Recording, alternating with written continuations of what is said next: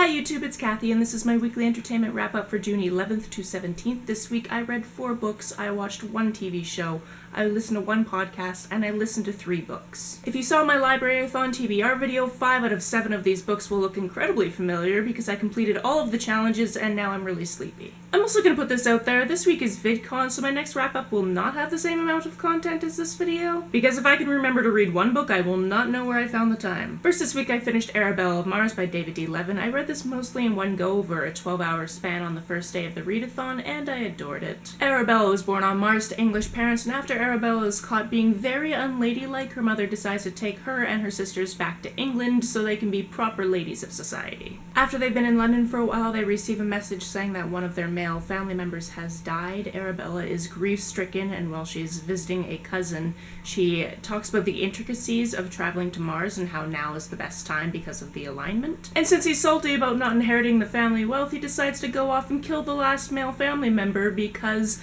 obviously, even though they have space travel, this is the 1800s in London, England, and women inherit nothing. Arabella, of course, will stop at nothing to make sure that her family survives, and this book is just wonderful. There are constant twists and intrigue with this imagined form of space travel. I am already on the holds list for the next book, Arabella and the Battle of Venus, which comes out next month. Next, I dove into Equal Rights by Terry Pratchett. I said in my TBR video that I had never read a Pratchett book, and that's technically untrue. I have read Good Omens, which was co-written by him and Neil Gaiman, but this is the first time that I've read a Pratchett-only book. And it had me giggling into my tea quite a few times. This book is about the 8th child of the 8th son, which would be a wizard if it weren't for the fact that women can't be wizards. However, right after she was born, and right before an old wizard died, he gave her his staff thinking that she was a he. It becomes a conspiracy between her father and the witch in town to make sure that she never realizes she has magic, which predictably fails, so the witch tries to teach her her type of magic, but soon it's realized that that's not going to work either, and they need to take her to the wizard school if they can find it. Pratchett has a way of writing that I immensely enjoy, so I can picture myself picking up more of the Discworld series. Who wouldn't be tickled pink by a village called Badass that is so tiny that it barely shows up on a map of the village? The third physical book this week was All That Sang by Lydia Perovic. This is a wee novella that has to do with heartbreak of one woman who moves from Canada to France to be with her lover and is rejected. It's told through several different perspectives, and it switches around without much warning, but each chapter gives you a new look on this lesbian relationship. The writing is smooth and delicate, although it's hard to get stuck into the first few pages because you just have to keep reading until you start to understand what's going on.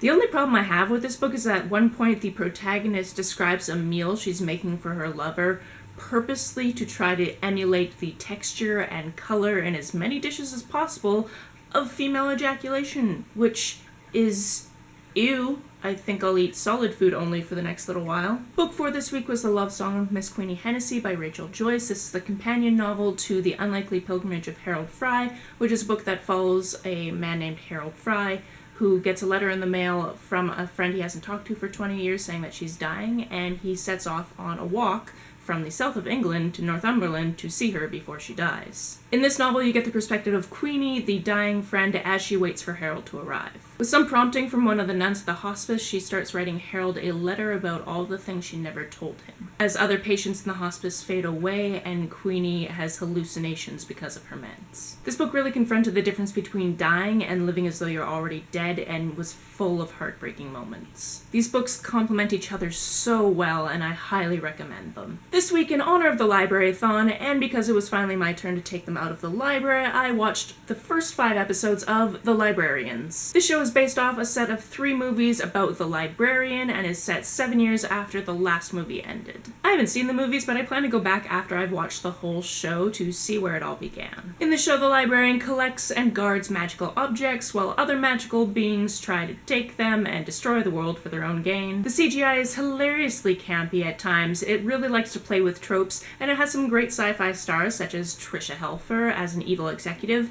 and Bruce Campbell as an adorable Santa. This week I listened to a lot of old episodes of Dear Hank and John, a comedy podcast about death that I've been neglecting because the audiobooks I've been listening to have been really, really long and don't leave any time for podcasts. I really enjoy the format of this podcast and the banter between the brothers Green, and of course I'm looking forward to seeing both of them again this week at VidCon. Just a reminder, I'm hosting the BookTube Networking session on Saturday, so if you are on the Creator Track, come say hi. This week I listened to Ferris by Marissa Mera. I found out during the intro of this book that the people who like the Lunar Chronicles series are called lunatics, which I have mixed feelings about. This story follows Lavanna from before we met Cinder, and it gives you kind of a backstory as to why she's so freaking evil. She frustrates me as a person because she's a giant freaking hypocrite. She thinks her sister the Queen is entitled and self-serving, and yet she acts very entitled and self-serving. She just convinces herself that everything she wants is the best for Luna. She doesn't listen to the wants and needs of others, and I'm glad I've never crossed her path because I would die pretty quickly. This week I also listened to The Reptile Room and The Wide Window by Lemony Snicket. The second book is still narrated by Tim Curry, but it's not done as a radio drama thing, and then as of the third book, it's narrated by Lemony Snicket. No offense to the author, but I enjoyed Tim's reading much better. That's not to say that I won't continue the series. In fact, the whole reason I had time for Dear Hank and John this week is I'm waiting for The Miserable Mill to be available from Cloud Library. After that, I have no idea what happens because that's the end of the first season of the show on Netflix, but I have books 5 and 6 on standby. I can only hope that one day someone will learn to listen to the Baudelaires, but given that this is a series of unfortunate events, I can only assume that they don't. That's it for this week. If you've read, watched, or listened to any of these, let me know about down in the comments below. Also, if you're going to be at VidCon, let me know down in the comments below. On the way down in the comments, if you hit that subscribe button, that would be very nice of you. You can like and share this as you see fit, and I'll see you soon. Bye.